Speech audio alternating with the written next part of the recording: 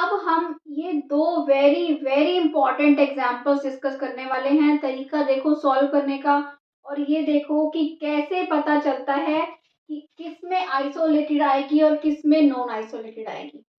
बहुत ही सिंपल है, ठीक है। अच्छा, सबसे पहले तो बताओ सिंगुलर पॉइंट क्या है इसका। z इक्वल टू 0 है या क्या है, कैसे निकलेगा सिंगुलर पॉइंट, ठीक है। सबसे पहले सिंगुलर पॉइंट निकालने का तरीका देखो। ओके, सो सिंगुलर पॉइंट होगा, सिंगुलर पॉइंट जहां पे ये फंक्शन जो एफ जेड, ये फंक्शन दे रखा, सपोज करो ये एफ जेड दे रखा है, यहाँ पे एफ जेड ये दे रखा है। Singular point is given by sine pi Z equal to जब 0 हो, यही होगा ना, यानी कि जहां पे pi Z equal to n pi हो, ठीक है, यानी कि z is equal to n हो। Okay, where n belongs to क्या है, इंटीजर है, दैट इज z की वैल्यू क्या हो, 0 plus minus 1 plus minus 2 plus minus 3 up to so on. So इसकी कौन कौन सी सिंगुलैरिटी मिली, 0। कौन कौन सी सिंगुलैरिटी है बताओ, इनफाइनाइट नंबर ऑफ सिंगुलैरिटीज है, ठीक है। 0 है, 1 है, माइनस 1 है, 2 है, माइनस 2 है, 3 है, माइनस 3 है, यही है, ठीक है। अब इसकी सिंगुलैरिटीज हमने निकाल ली, अब हम इसकी सिंगुलैरिटीज निकालते हैं, ठीक है। इसकी सिंगुलैरिटीज कैसे मिलेंगी, सिंगुलैरिटीज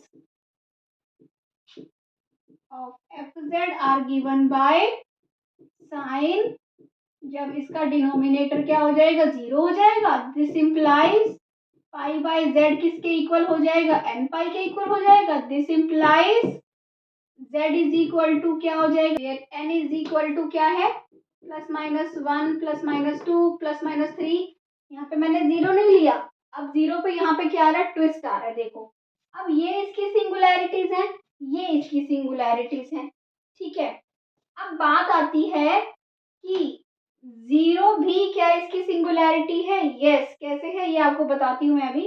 पहले आप ये देखो, जो इसकी ये सारी सिंगुलैरिटीज हैं प्लस माइनस 1 कि 1 का आप नेबरहुड चेक करो, गैप आ रहा है, गैप आ रहा है ना, जहां भी काउंटेबल अनकाउंटेबल सेट को याद करो, अब गैप आ रहा है ना, 1 माइनस 1 क्या क्या होगा, इसका मतलब z होगा 1 या फिर minus 1, 1/2 minus 1/2, 1/3 minus 1/3 up to so on.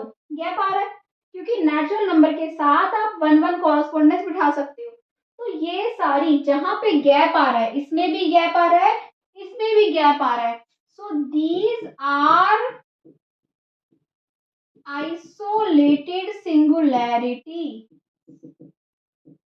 कितनी है, इनफाइनाइट है ना। और दीज आर ऑल्सो आइसोलेटेड, ये लिख लो, दीज आर ऑल्सो आइसोलेटेड सिंगुलैरिटीज। अब डिफरेंस कहाँ आया, डिफरेंस कहाँ आया, z इक्वल टू 0 पे। अब इसकी सिंगुलैरिटीज देखो जरा कौन कौन सी हैं।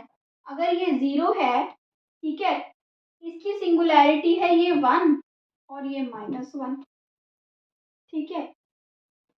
फिर कौन सी है, माइनस 1/2, 1/2, ठीक है। फिर कौन सी है, उसके बाद आ जाएगा किस पे, यहाँ पे जाता जाएगा, इसके पास पास जाता जाएगा, इसके पास पास जाता जाएगा और छोटा होता जाएगा, 1/10 माइनस 1/10, है ना। ऐसे करते करते जब छोटा होता जाएगा तो 0 का जब आप नेबरहुड चेक करोगे, किसका नेबरहुड, 0 का, 0 भी इसकी एक सिंगुलैरिटी है, ठीक है। और 0 जो इसकी सिंगुलैरिटी है ना, 0 भी अगर इसकी सिंगुलैरिटी है, z equal to 0 is also a singularity and in the neighborhood of z equal to 0, in the neighborhood of z equal to 0 there exist, 0 के नेबरहुड में कितनी सिंगुलैरिटीज है बताओ, इनफाइनाइट, क्योंकि ये कहाँ जाता जा रहा है, 1/3 1/4 1/5 1/100 1/1000, वो 0 के पास होते जा रहे हैं सारे, ये सारे 0 के नेबरहुड में आते जा रहे हैं। तो 0 का आप कितना ही छोटा नेबरहुड ले लो, उसके 0 के अगला नंबर भी 1 बाय समथिंग ही तो होता है। 0 के जस्ट अगला या जस्ट पहला नंबर भी क्या होता है, 1 बाय समथिंग। तो 0 के नेबरहुड में इनफाइनाइट सिंगुलैरिटीज हैं, तो z इक्वल टू 0 क्या हुआ, नॉन आइसोलेटेड।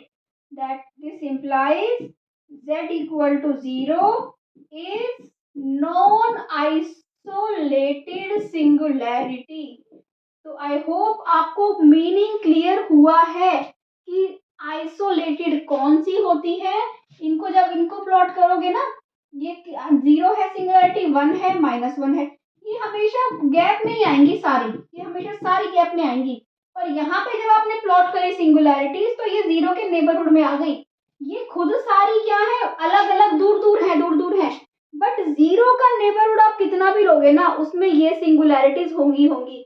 तो जो बाकी सारी सिंगुलैरिटीज है ना इसकी, ये आइसोलेटेड है, पर z इक्वल टू 0 इसकी नॉन आइसोलेटेड सिंगुलैरिटी है, और ये बहुत ही इंपॉर्टेंट एग्जाम्पल है।